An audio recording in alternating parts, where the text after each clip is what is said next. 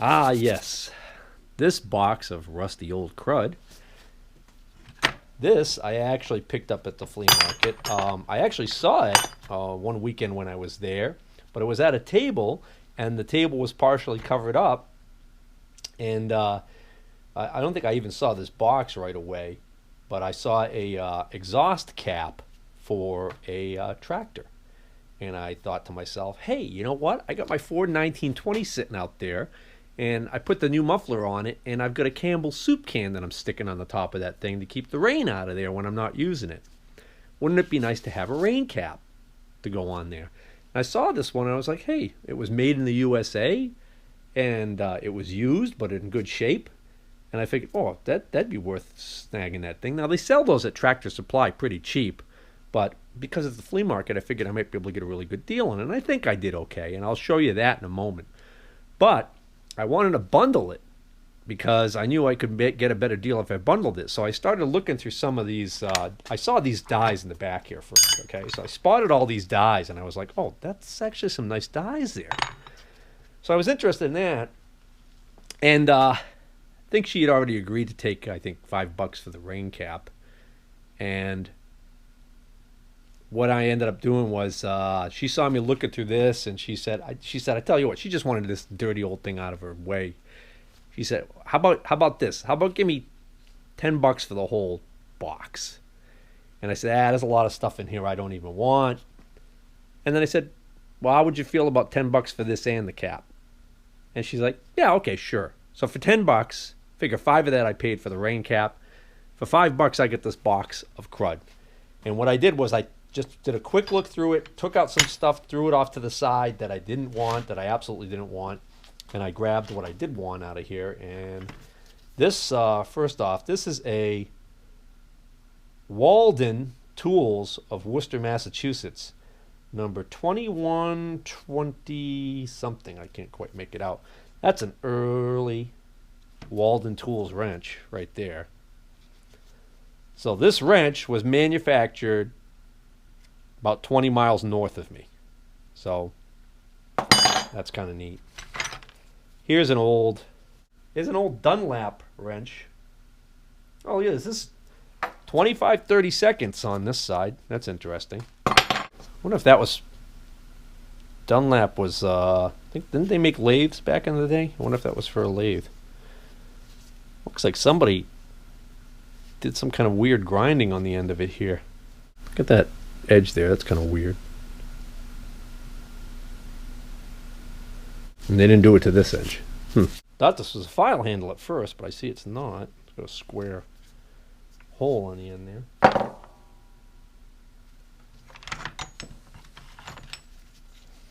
These old square thread dies.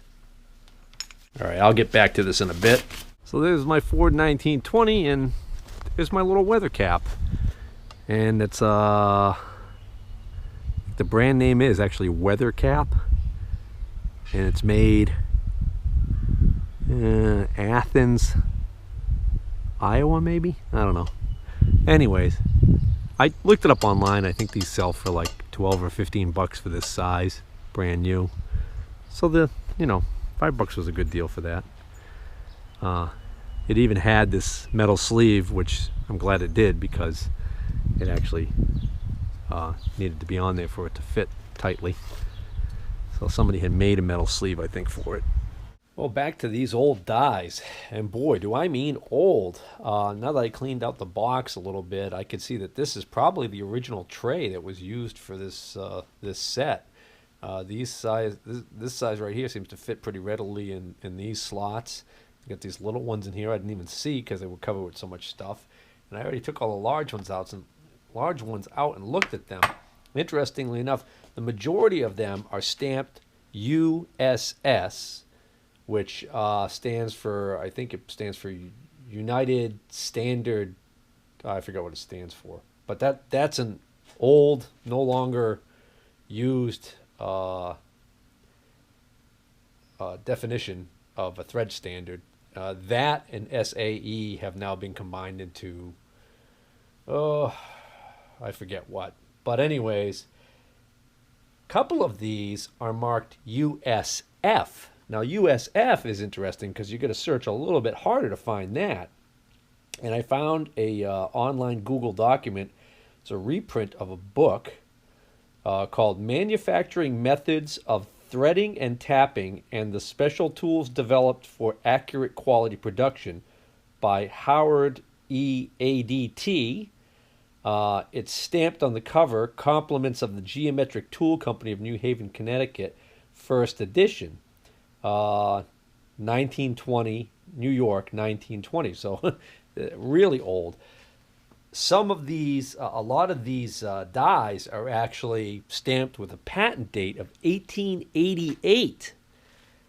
Now, those are mostly the USS ones. The USF ones don't have a date on them, but when I was looking for the USF, I ended up finding that USF, that according to what this gentleman wrote in this book, he said there are those who claim that USF stands for United States Franklin, that was actually another thread standard that apparently has gone the way of the dodo. So it's kind of interesting to do a little bit of research on this, but all it adds up to is this. These are really old dies.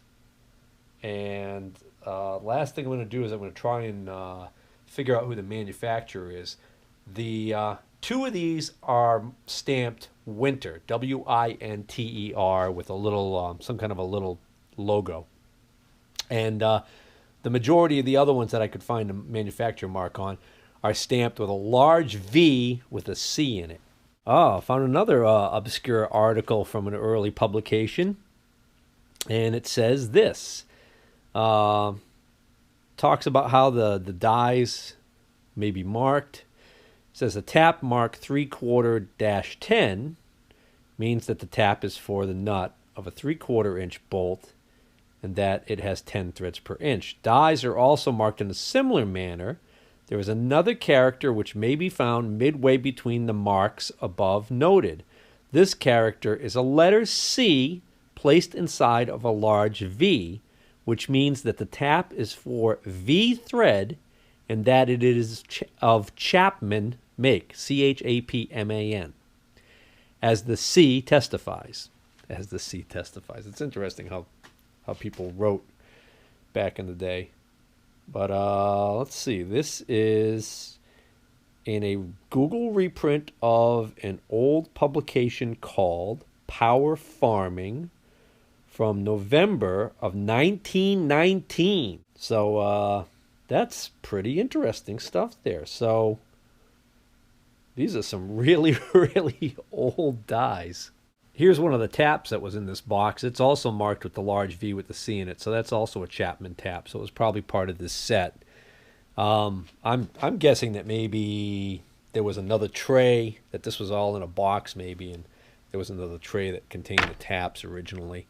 All of this stuff off to the side here. Most of this is looks like it's just going to be junk. Here's an early tap handle. It's probably from this set. Now, boy, just looking at that, you can tell that's forged. That's really an early tap handle. That looks like a newer tap maybe. Here's somebody's C-clamp is missing the... Look at that's kind of a neat... Not worth a damn thing now, but what a neat shape to that handle on this screw for a C-clamp. But the other thing that did catch my eye in this pile of crap is this whole stack right here of taps with these really long handles on them. So they might be pulley taps. I'm not sure. If I'll be able to... They're pretty rusty, so I don't know if I'll be able to see anything on these. Now this next boxy... Take two. You know, even this old handle that I found and was looking at with the square drive on it, this might be actually a very old tap handle for very small taps. All right, before I put all this junk away and move on, I just wanted to get back to this Walden wrench real quick. I actually looked it up. It's kind of neat. It's a number 2122 wrench. It's an 11/16 inch box end wrench, But what's unusual about it is that it's 11/16 at both ends. So instead of being a combination wrench, open at one end, box at the other, this is box at both ends, the same size. But what they did is one side is the offset, it's kind of a deep socket almost, and the other side is more like your standard. So haven't really been able to find. I found several references or pictures of this wrench, but nothing to really narrow down a value for it. And it doesn't seem like there's really anybody who specifically collects Walden tools. The one thing I will say is that Walden apparently did make some of the tools that went into tool kits for forts and tractors back in the day, because I did find a Walden forts and Walden toolbox, wooden toolbox online. And this is the kind of thing that if you were to find out and be able to positively identify that, say, this wrench was part of the original set for the tools in a particular tractor or early vehicle, that could greatly add to the value of something like this. But I don't think I'm that lucky in this case. I think this is just an early Walden wrench, and quite frankly, I'm probably just going to throw it in with my other wrenches and put it to work. I also wanted to take one more look at these old square dies that were in this box. These, I can't get over the way these look like they're made. These must be very, very early. But I don't know if you can appreciate that, but it almost looks like these were almost like gouged out by hand or something. It's really really unusual.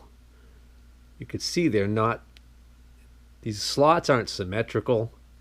Just the way this is made baffles me.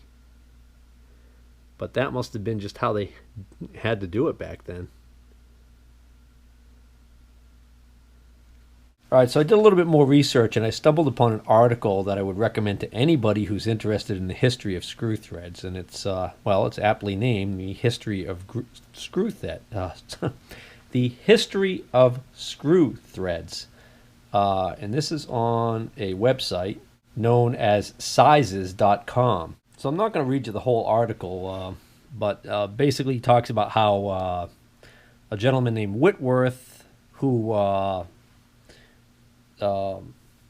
he was an apprentice of the man who invented one of the first usable functional lathes, basically set out to form a standard for the country of Great Britain. And that ended up becoming known as the Whitworth thread. And then in the U.S., there was a gentleman who set out to do the same thing for the U.S. And let's see. Here's an excerpt right here. Americans experienced the same problems from lack of thread standardization that Britain did. The challenge was taken up by William Sellers, scion of an eminent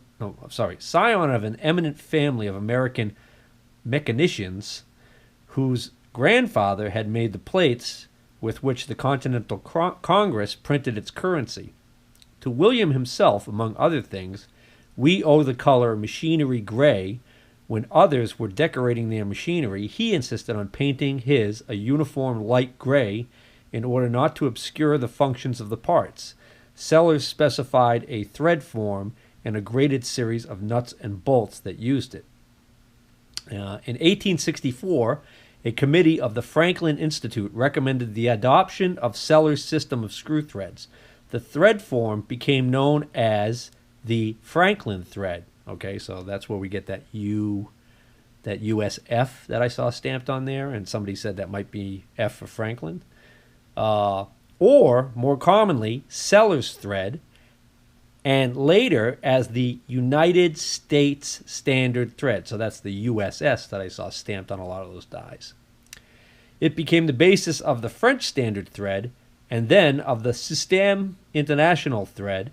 In May 1924, it was designated the American Standard Thread. So that's pretty interesting. So the question is, what is the DSS? Well, I give up. The closest reference I can find is I did find DSF, and it was a very obscure little reference that mentioned something about it being known as a Dansk standard, DANSK. So I don't know whether or not this has something to do with that or not, but DSS is not coming up, as I can't find it anywhere pertaining to thread names. So I just learned a whole lot about threads, but this is one mystery I don't think I'm going to be able to solve. So a couple of weeks ago, about 2-3 weeks ago, I'm perusing the yard sale listings on Craigslist. I'm keyword searching because you never know what might come up, and I think I was keyword searching lathe, and it led me to a listing down in Connecticut of an individual who basically said that he had a bunch of woodworking tools, that he had some extra items and he was getting rid of some things. So I popped it open just for the heck of it to see what he had in the listing, and there were no photographs. But as I'm going down, I see a listing for what he's describing as, it was either an engineer's or a machinist's straight edge. And he had a price on it of $20. And I think he even had a size on there, I think, of 36 inches. So that immediately caught my attention. And it was a Friday night listing letting me know that he was having this yard sale. So I contacted him immediately. He had said no early birds, but I figured I could still make an inquiry. I asked him, a little bit more information. And also he had listed a set of engineer's squares. And he said he doesn't know the manufacturer, but he said that they're made in England. So I was like, okay, this might be worth checking out. So I was getting a little excited because my mind was already racing as to what this could possibly be, especially the straight edge. So those of you who have seen these large cast iron straight edges, they're precision, they're heavy, precision ground and scraped, and they're quite expensive. So it would be cool to have one. And I think Keith Rucker did a whole series on refurbishing one of those. But anyways, I did a quick. I think he actually had listed the name, or when I contacted him, he had given me the name, and he had said it was Raybone, so made in England. So I ended up going online and checking, and sure enough, it wasn't what I thought at all. But I still thought it'd be something I'd be interested in maybe getting. So I went down, drove down bright and early to make sure I was there right when he opened and let him know that I was, going to be there. And lo and behold, I got there and walked up, and he brought out the items I was interested in. And that's what I got. What at first glance looks like just a plain piece of steel. And I drove 40 minutes to get there. So initially I was pretty disappointed because I had only been able to find one other reference to this is a Raybone Chesterman, which is a company, an English company. And I was only able to find one other reference to a Raybone Chesterman's engineer's straight edge that had sold previously, I believe, on eBay or somewhere. And when I looked at the picture, it looked more like a large scale. It was 36 inch or whatever scale. It had, graduations on it. So I was like, well, that'd be something that would still be neat to have. So I go down there, and this is what I got for $20. So I'm not that upset about it because this is still a nice straight edge. It's got a sharp beveled edge on one side. This is actually marked Raybone Chesterman number 92B, made in England. Pretty much no previous sales I could really go by to get the value of this thing. I did find that online there was somebody who had one of these for sale, and it said it was currently out of stock. And it was selling for 45 pounds, I believe, English. I'm sorry, I meant to say 35 pounds English, which would, today's exchange rate is about $45 US. So last one of these that sold in England for $45, and I got it for, $45 US value, and I got it for $20. So I don't think I'm going to get hurt on this thing. I just don't know how useful it's going to be. But hey, if I'm marking out something and I need a really good straight edge, I've got one. But I don't think I would have driven that far for it if I really had known what it was. I should have asked for a photo. And then the engineer squares were a bust. He brought out the engineer squares, and I quickly could see that they were mismatched. One of them was marked India, one of them was marked England, and one of them wasn't marked at all. And they also looked like they had been scoured well to get rid of surface rust. So I pointed that out to him in the most kindly fashion, that I didn't believe that. I thought he might be a little mistaken that they weren't part of a set. The whole problem was that he had specifically said that he remembers that he had bought them as a set out of a catalog and that they were made in England. And, you know, is it believable that he ordered them out of a catalog? They came in, they don't even match, and they've got different names on them, and he's not going to notice that? No. So, anyways, a little bit of a Fibber McGee. And the only reason I had ever heard of Raybone Chesterman was because several months back, some of you may remember that I attended an estate sale, and I missed out on buying a toolbox full of stuff, but the guy let me buy some items off of him, and one of the items I purchased from him was this nice Machinist square, or as the English would say, engineer's square, and it's a Raybone Chesterman. It's got a whole long number on it there, made in England, okay? So I guess over in England, that's considered a pretty decent piece. Over here in the U.S., it's not really well known, so it doesn't really command much value. So I'm driving home from that disappointment, and I get near Route 6 in Connecticut, and I'm like, hey, you know, maybe I should hit the Mansfield Flea Market.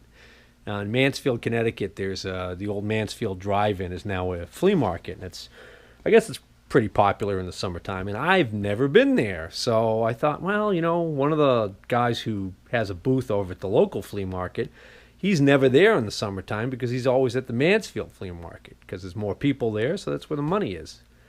So I said, I should maybe take a look. So I started heading down Route 6, and then, you know, because I knew it was down on Route 6, and I started heading on Route 6.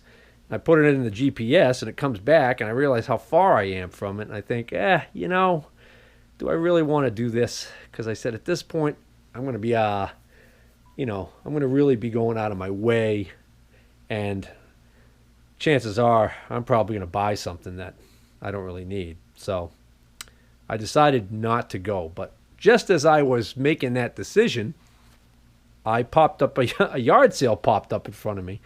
And I just said, you know, just a second, I'm going to stop at this yard sale. So the day's not a complete bust. Maybe I can get something at this yard sale. So I go up and I look around the yard sale, and I spot this gas can on the table there. And this is a nice quality you know, metal can, and it looks like it's in pretty good shape. It's spring-loaded, and it's got a screen insert in there. And I pick it up, and I'm like, oh, that's a nice can, but, you know, no rust on the bottom. But then I shake it, and I could hear, and I'm like, okay, more than likely there's rust inside that can. And it's got the screen insert stuck in there pretty well, so I can't really pull it out and get a look in there. So I'm like, do I even want to bother with this thing? So I said to the guy, I said, what do you got on the gas can? He says, $2. I was like, oh, great. I said, yeah, I'll take it for $2. It was funny. I said, yeah, I'll take that.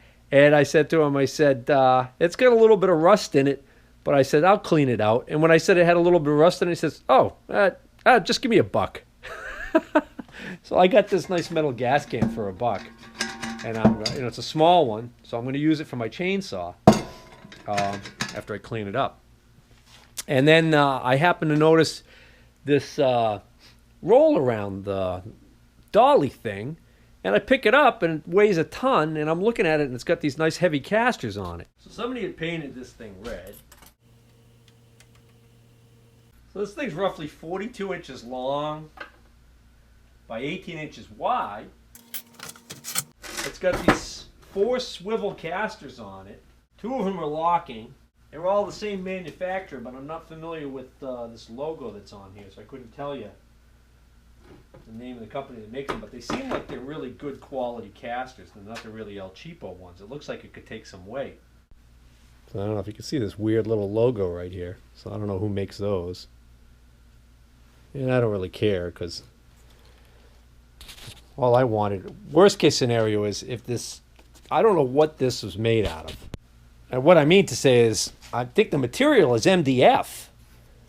But I have no idea what this originally started its life out as. I don't know if it was a tabletop or what, but I've never seen MDF this size. This is 1.75 inches thick MDF.